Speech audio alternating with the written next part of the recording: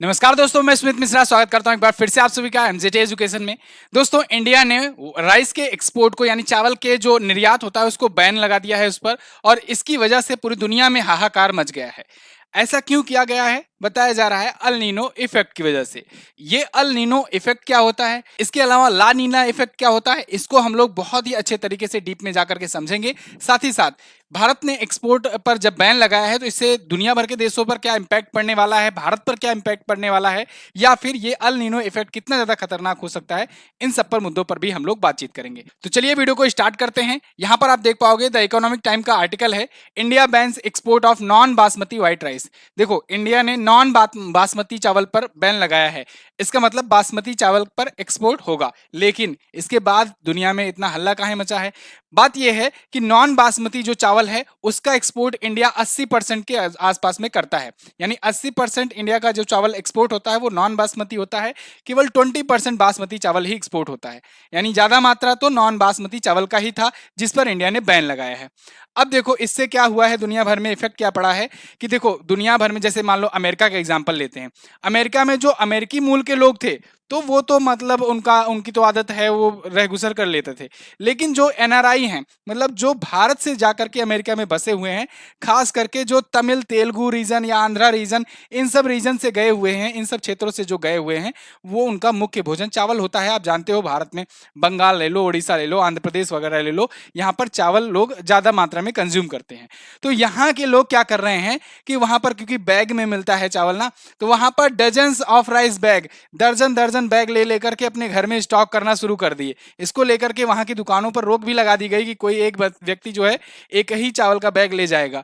तो क्योंकि इन लोग को डर है कि भाई ये लोग तो कुछ भी खा लेंगे लेकिन हम लोग का गुजारा कैसे होगा, क्योंकि इंडिया ने एक्सपोर्ट पर बैन लगा दिया है। अब चूंकि भारत के एनआरआई बहुत सारे देशों में फैले हुए हैं, भारत सबसे ज्यादा प्रवासी वाला आप जानते हो देश है ही, तो इस वजह से दुनिया भर में इसमें राइस के जो रेट है, जो प्राइस वैल्यू है, वो बढ़ती जा रही है लगातार, क्योंकि इंडिया ने 80% अपना एक्सपोर्ट बैन कर दिया है, रोक दिया है। लेकिन इसमें कुछ कंडीशंस बताई जा रही हैं कि जब ये नोटिफिकेशन जारी हुआ, जब ये सूचना जारी हुई, तब उस टाइम पर जो शिप जिस पे लोडिंग वगैरह चल रही थी उनको माफ किया जाएगा, मतलब उनकी एक्सपोर्टिंग होगी, उसके बाद कोई नई लोडिंग नहीं होगी। ठीक है, तो यानी कि कुछ कंडीशंस दी गई हैं, कुछ छूट दी गई हैं। और उसके बाद यहां पर देखिए, अगर हम लोग बात करें कि दुनिया भर में राइस का एक्सपोर्ट कौन से देश कितना मात्रा में करते हैं, तो आप देख करके हैरान हो जाओगे। इंडिया जो है ना, इंडिया देखो सबसे ज्यादा दुनिया का लार्जेस्ट एक्सपोर्टर है राइस का। दूसरे स्थान पर, तीसरे चौथे स्थान पर अगर देखो ना, तो लास्ट की ये पहला स्थान छोड़ करके जो नीचे के 4 कंट्रीज हैं, इनका अगर कुल मिला दोगे ना, तब जाकर के इंडिया के बराबर आएगा एक्सपोर्ट। इतना ज्यादा इंडिया एक्सपोर्ट करता है। इसमें देखो दूसरे नंबर पर थाईलैंड है, फिर वियतनाम है, फिर पाकिस्तान है, बर्मा है। इन सबको अगर जोड़ देते हो तब भी इंडिया के बराबर में आकर के आसपास में पहुंचते हैं। लेकिन जब बात आती है कंजप्शन की, कि चावल का कंजप्शन कौन कितना करते हैं, उपभोग कौन कितना करता है, तो उसके मामले में चाइना ज्यादा है। चाइना में आप जानते हो इधर चाइनीज फाइनीज नूडल्स वगैरह ये लोग बनाते हैं। तो ये जो चाइना है ये सबसे ज्यादा कंज्यूम करता है, लेकिन इंडिया दूसरा कंज्यूमिंग वाला कंट्री है। लेकिन एक्सपोर्ट के मामले में इंडिया ज्यादा रहता है। तो इसको वन लाइनर फॉर्मेट में याद रखिएगा, पूछा जाएगा। यहां पर हम लोग बात करेंगे इंडिया ने बैन क्यों लगाया। इंडिया इसको बैन लगाने के पीछे का कारण क्या है? देखो, इंडिया जो है राइस का एक्सपोर्टर तो है, लेकिन राइस का एक्सपोर्ट इतना आसान भी नहीं है। राइस का इतना उत्पादन इतनी बड़ी मात्रा में करना इतना आसान भी नहीं है। भारत के जो किसान होते हैं वो राइस का यानी कि धान की जब खेती करते हैं तब उनको बहुत सारी मुसीबतों का सामना करना पड़ता है, जिसमें सबसे मेन रोल अदा करता है मौसम, मानसून, वेदर। कई बार क्या होता है, मौसम की वजह से फसलें एकदम बिल्कुल बर्बाद हो जाती हैं, सही से नहीं हो पाती है उपज, और उसके बाद इंडिया एक्सपोर्ट क्या करेगा जब खाने को ही नहीं मिल पाएगा किसानों के पास। तो यही वजह है कि इंडिया अभी के टाइम चाह रहा है, ऐसा नहीं है कि भारत में कमी आ गई है चावल की, भारत अभी चाह रहा है कि जो वो एक्सपोर्ट कर रहा था उसकी जगह भारत स्टॉक करना शुरू कर दे, क्योंकि अल नीनो इफेक्ट होने वाला है। अल नीनो इफेक्ट आपको बता दें 2 साल से 7 साल के बीच में कभी भी हो जाता है, कभी भी आ सकता है। अब ये अल नीनो इफेक्ट क्या है? अल नीनो इफेक्ट की वजह से दोस्तों जो प्रशांत महासागर है, जो कि दुनिया का सबसे बड़ा सागर है, पृथ्वी का महासागर, तो उस महासागर का जो टेम्परेचर है ना वो बढ़ने लगता है, और बढ़ने की वजह से दुनिया भर के देशों में मौसम का जो समझ लो टाइम पीरियड है उसमें उथल पुथल हो जाता है। और आप जानते हो इंडिया का जो कृषि है, जो एग्रीकल्चर है, वो मौसम पर कितना ज्यादा डिपेंड करता है। एक सही निश्चित दौरान अगर आप धान की खेती नहीं करते हो तो धान की उपज सही नहीं हो पाएगी। निश्चित टाइम पीरियड पर अगर आप गेहूं की खेती नहीं करोगे तो गेहूं की उपज नहीं हो पाएगी। तो अल नीनो इफेक्ट के दौरान क्या होता है कि देखो जो प्रशांत महासागर है ना उसका वाटर गर्म होने लगता है, टेम्परेचर उसका हीट होने लगता है। बेसिकली ना इसे हम लोग ईएनएसओ कहते हैं। ईएनएसओ का मतलब El Nino southern oscillation. El Nino southern oscillation जो होता है ये सी का टेम्परेचर बताता है पैसिफिक ओशियन का। बेसिकली तीन टाइप से ओशियंस का टेम्परेचर बदल सकता है। एक तो तब स्थिति आएगी जब बहुत गर्म हो जाएगा, एक तब स्थिति आएगी जब बहुत ज्यादा ठंडा हो जाएगा, और एक स्थिति नॉर्मल होगी जो लॉन्ग टर्म के लिए बनी रहेगी।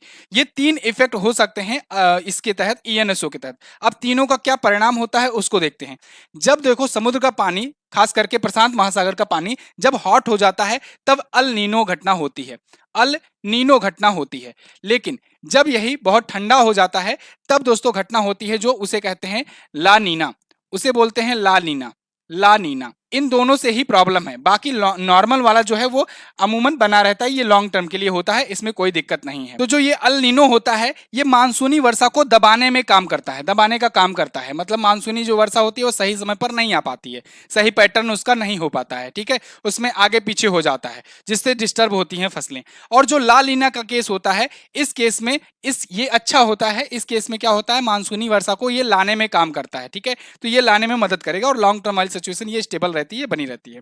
सबसे पहली बार अल नीनो के बारे में पता चला था 1920 में, इसको देखा गया था। और ला नीना का केस जो है ये 1980 के दशक में देखा गया था सबसे पहले। जब अल नीनो इफेक्ट होता है इसकी वजह से मानसून आने में दिक्कत होने लगती है, देरी आने लगती है, कभी कभी मतलब टाइम पर नहीं आता, कभी पहले आ जाएगा, सही समय पर सही मात्रा में वर्षा नहीं होती है, कभी जल्दी हो गई फिर उसके बाद कुछ दिन गैप होगा फिर जाकर के लास्ट में होगा, ये सब होने लगती है। मतलब एक प्रकार से जो पैटर्न है मानसून आने का उसमें चेंजेस देखने को मिलते हैं। अब अल नीनो के केस में क्या होता है कि ऑस्ट्रेलिया के बगल जो महासागर है, महासागर प्रशांत महासागर है, उसका टेम्परेचर धीरे धीरे गर्म होने लगता है साउदर्न अमेरिका की तरफ। और ऐसे ही जो उल्टा इसका इफेक्ट होता है ला नीना के केस में, इसमें क्या होता है कि साउदर्न अमेरिका, जो साउथ अमेरिका और नॉर्थ अमेरिका वाला रीजन है, इसके बाद से जो पैसिफिक ओशन पड़ता है इस तरफ से जलधाराएं गर्म होने शुरू होती हैं और इधर आती हैं। इसको आप थोड़ा सा ग्लोब में समझने का प्रयास करो। यहां पर अगर देखोगे आप तो ग्लोब पर ये रहा अपना प्यारा भारत, यहां से अगर हम लोग आएंगे ये रहा ऑस्ट्रेलिया, ऑस्ट्रेलिया महाद्वीप पर। मैंने बताया अल नीनो के केस में क्या होता है कि चूंकि ये पैसिफिक ओशियन है, प्रशांत महासागर है, यहां पर जो जलधाराएं हैं वो गर्म होने लगती हैं और गर्म होते होते इस साइड की तरफ बढ़ती हैं। तो इस साइड की तरफ बढ़ती हैं यानी कि इधर देखो, इधर वेस्ट से लेकर के ईस्ट की तरफ बढ़ रही हैं और इसका इंपैक्ट देखने को पड़ता है पूरी दुनिया पर, भारत पर भी इंपैक्ट इसका देखने को मिलता है और उससे मानसून आने में देरी हो जाती है। और उसके बाद फिर अगर ला नीना का केस देखें तो ला नीना के केस में उल्टा होता है, यहां से जलधाराएं शुरू होती हैं गर्म होना और इधर की तरफ गर्म होना शुरू हो जाती हैं, इधर की तरफ गर्म जलधाराएं आती हैं।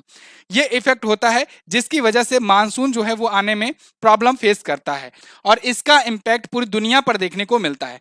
यहां पर आप देखो जहां पर ये येलो येलो कलर का है वहां पर वार्मर टेंडेंसी हो जाती है, यानी कि गर्म हो जाता है, जलधाराएं गर्म होने की वजह से गर्म वहां पर टेम्परेचर हो जाता है और वहां पर मानसून आने में प्रॉब्लम होने लगती है। और जहां पर देखो यहां पर ब्लू कलर का है दिख रहा होगा आपको, वहां पर रीजन में कोल्डर हो जाता है। तो आप देखोगे इंडिया यहां पर है और यहां पर भी वार्मर हो जाता है अल नीनो के केस में। और इसी का इफेक्ट देखने को मिलता है किसानों पर, क्योंकि जब उनको मानसून नहीं मिलेगा सही से, सही समय पर उनको बारिश नहीं मिलेगी, वर्षा नहीं मिलेगा तो उनकी खेती बर्बाद हो जाएगी। अब ऐसे में जब खेती अगर उनकी बर्बाद होगी या खेती में उतना उपज नहीं हो पाएगा तो फिर इंडिया एक्सपोर्ट कैसे करेगा? इंडिया खुद भी तो इतना कंज्यूम करता है तो इंडिया एक्सपोर्ट कैसे करेगा? तो ऐसे केस में इंडिया ने कहा ठीक है, जो बासमती चावल है उसका एक्सपोर्ट जारी रखेंगे, लेकिन जो नॉन बासमती चावल है जो 80% हम लोग एक्सपोर्ट करते हैं उसको हम लोग रोक लगाएंगे। तो जो नॉन बासमती चावल है वो 80% एक्सपोर्ट करता है इंडिया, उस पर अब बैन लगा दिया गया है और बाकी पर अभी सुचारू रूप से चल रहा है। इसी वजह से दुनिया भर में